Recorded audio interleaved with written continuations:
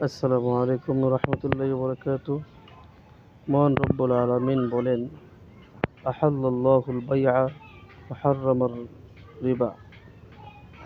অর্থাৎ আল্লাহ তাআলা বলেন, আমি সুদকে হারাম করেছি এবং ব্যবসাকে হালাল করেছি। যে আল্লাহ তাআলা এই আয়াতটা নাজিল করেছেন আমাদেরকে সতর্ক থাকার জন্য।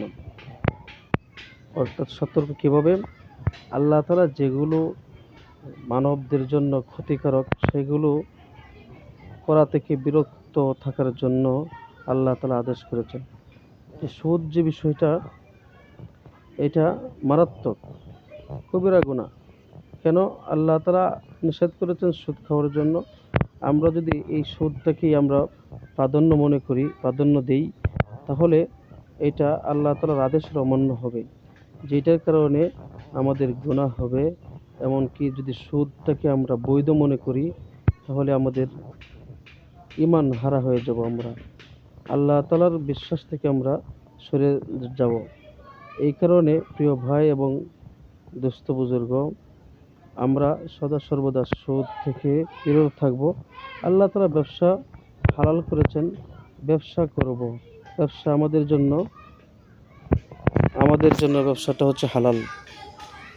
তো প্রিয় ভাই এবং বন্ধু, আল্লাহ তাআলা তার নবীর মাধ্যমে আমাদেরকে জানায় দেন সুদ কোন কোন বিষয়গুলোতে সুদ হয়। এক জাতীয় বিষয়ের মাঝে যদি আমরা অতিরিক্ত করি তাহলেই সুদ। যেমন নবী করিম সাল্লাল্লাহু আলাইহি সাল্লাম তখনকার সময়ে যে বিষয়গুলো বেশি চলতো সেই বিষয়গুলোর ব্যাপারে বলেছেন যে গমের বিনিময়ে গম, আটার বিনিময়ে আটা, জবের বিনিময়ে জব, তারপরে স্বর্ণের বিনিময়ে স্বর্ণ, পয়সার বিনিময়ে পয়সা। এইগুলোর মাঝে যদি অতিরিক্ত করা হয় তাহলেই সুদ হবে।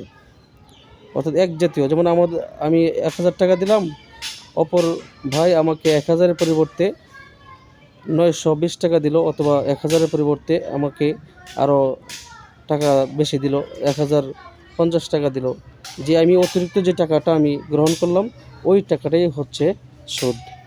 এজন্য আমাদের সমাজে বর্তমানে যে সুদের হারটা যে পর্যায়ে বেড়েছে, এটা আল্লাহ তাআলার আয়াতের পরিপন্থী। কাজেই আমরা সুদ থেকে বিরত থাকব এবং আমার অপর ভাইকে বুঝাবো যাতে সুদ না খাওয়া হয়, সুদের প্রতি যাতে আগ্রহী না হয়। সবাই ভালো থাকবেন, সুস্থ থাকবেন।